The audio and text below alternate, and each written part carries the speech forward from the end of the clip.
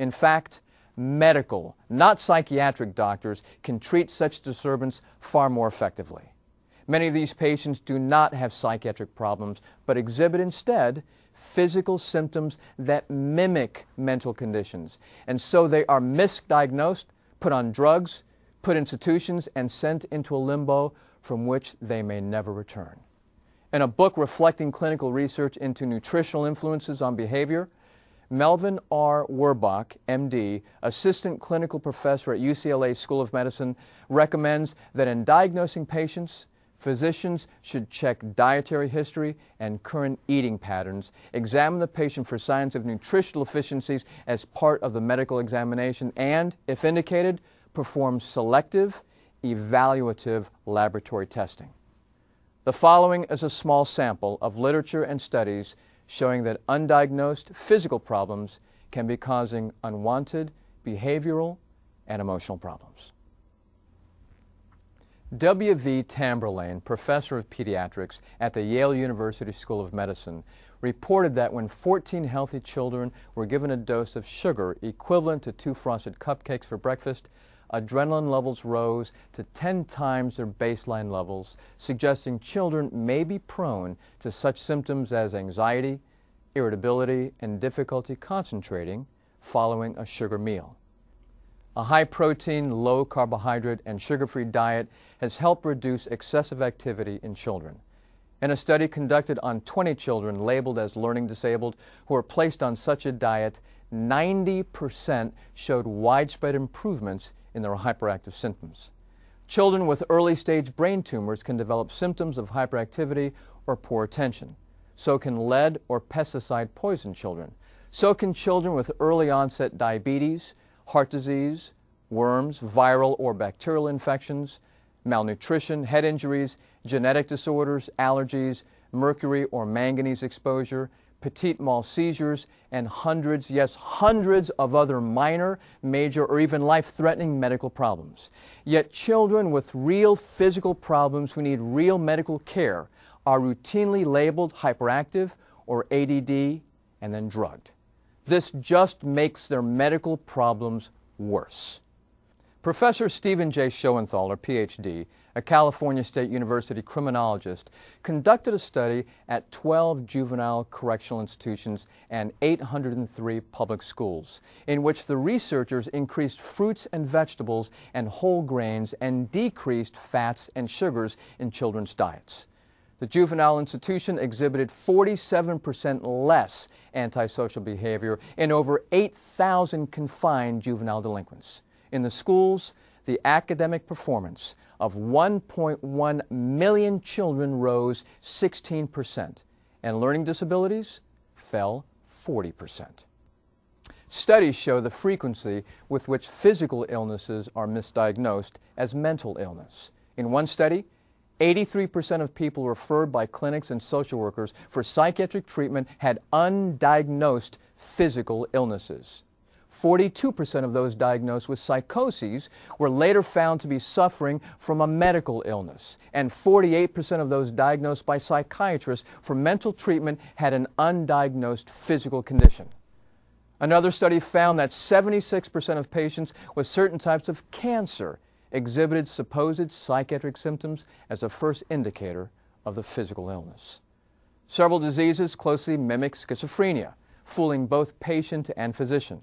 Dr. A. Reed lists 21 conditions, beginning with an increasingly common one, the temporary psychosis brought on by amphetamine drugs. Dr. Reed explained that drug-induced psychosis comes complete with delusions. People suffering from mental disturbance should first obtain a full and searching medical, not psychiatric examination. Mental health professionals working within a mental health system have a professional and a legal obligation to recognize the presence of physical disease in their patients, even though they rarely do. Dr. Julian Whitaker, author of the respected Health and Healing newsletter, says, when psychiatrists label a child or adult, they're labeling people because of symptoms. They do not have any scientific diagnosis. They do not have any laboratory diagnosis. They cannot show any differentiation that would back up the diagnosis of these so-called psychiatric diseases. Whereas if you have a heart attack, you can find the evidence. If you have diabetes, your blood sugar is very high. If you have arthritis, it will show up on the x-ray. In psychiatry, it's just fortune-telling. It is totally unscientific. Psychiatry would prefer to say or imply that only brain-based mental illnesses can affect irrational behavior or thinking, that they need long-term, if not lifelong care, and that they are incurable. These falsehoods have been so successfully spread throughout the mental health system and amongst the public that countless numbers have become trapped as lifelong patients of psychiatric or psychological services. These falsehoods must be exposed, and psychiatry as an industry must be recognized as the pseudoscience that it is. If you'd like to do your own reading on the how and why of psychiatry as a pseudoscience, I urge you to call for this free booklet published by the Citizens Commission on Human Rights. You'll receive this booklet free of charge with no obligation. My name is Dave Figueroa. If you'd like more information on psychiatry's influence in our society, please log on to freedommag.org or call 800-631-0744 for your complimentary issue of Freedom Magazine, investigative reporting in the public interest since 1968. Thanks for viewing.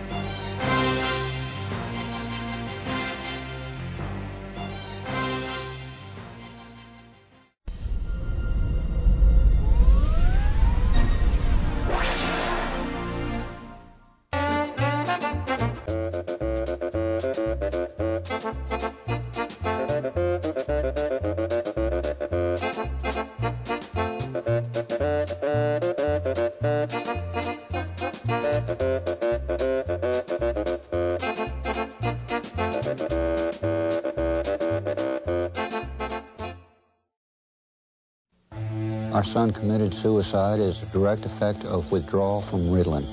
If your child has been harmed or has committed suicide as a result of psychiatric drugs, call the Citizens Commission on Human Rights now. 1-800-869-CCHR. That's 1-800-869-CCHR. Call 1-800-869-CCHR today. Brad may have been 1 in 100 or 1 in 1,000, but he was my one.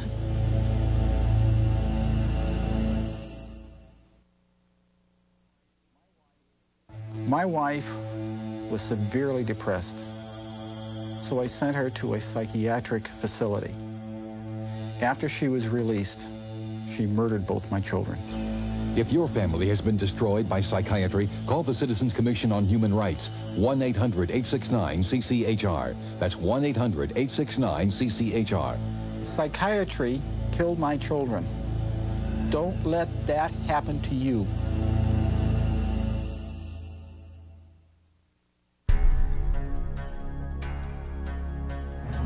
Everyone has the right to life, liberty, and security of person.